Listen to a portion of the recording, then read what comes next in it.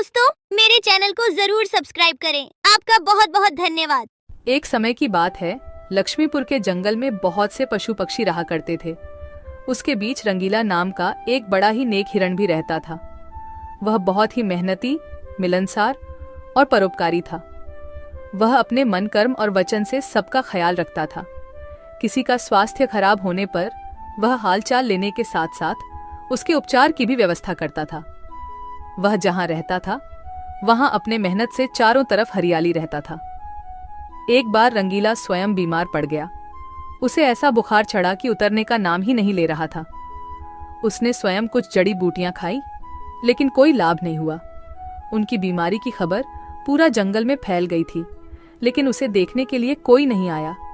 तब उसका मन अधिक मुरझा गया। उसे उठा नहीं जा रहा था। फिर भी वह उठकर थोड़ा आगे आया और उसने देखा कि 2 हिरण उनके इलाके में आ गए थे। वह उनके बड़ी बड़ी हरी हरी घास खा रही थी। उन्होंने जब रंगीला को देखी तो मुस्कुराने लगी। अरे रंगीला, कैसी है तुम्हारी तबीयत? हम लोग तो तुमसे ही मिलने आए हैं, तुम्हारा हालचाल जानने आए हैं। हाँ रंगीला, मैंने सुना तुम्हारी तबीयत बहुत खराब है, तो हमसे रहा नहीं गया, इसीलिए चले आए हैं। अब बताओ, कैसी तबीयत है तुम्हारी?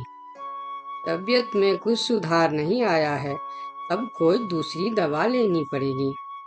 हाँ हाँ, अच्छी दवा लेना और अपनी ख्याल रखना। अब तुम आराम करो, हम चलते हैं। रंगीला मुड़कर अपनी घर के तरफ चला गया और इधर दोनों हिरण फिर से रंगीला के इलाके के हरे हरे घास खाने लगी। हमने इस जगह के बारे में जितना सुना था उससे कहीं ज्यादा पाया। रंगीला ने बड़ी मेहनत से ये गुलशन सजाया है। चारों तरफ हरियाली ही हरियाली है। देखकर और खाकर तबीयत खुश हो गई। अभी पेट भरकर खा लेता हूँ, फिर कल रंगीला से मिलने के बहाने आ जाऊंगा। हमें रंगीला से क्या काम, हमें तो यह हरियाली खींच लाई है। चलो, हम फिर कल आएंगे रंगीला से मिलने के बहाने।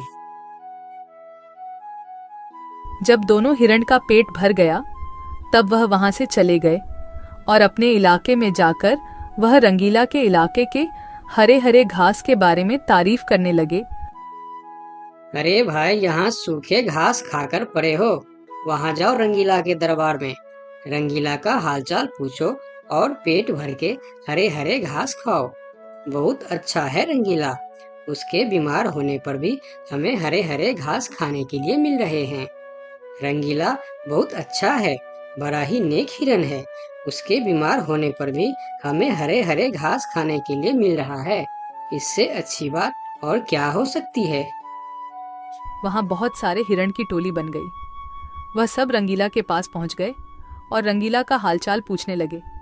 पहले तो रंगीला को इस बात की बहुत खुशी हुई कि कितने सारे लोग इनके हालचाल पूछने आ गए, लेकिन उसके बाद का नज़ारा देखकर रंगीला का सर चकरा गया।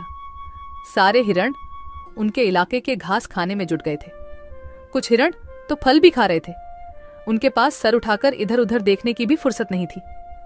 रंगीला बेचारा मन ही मन सोचने लगा कि यह लोग मेरे पास 2 घड़ी भी नहीं रुके और घास खाने में जुट गए।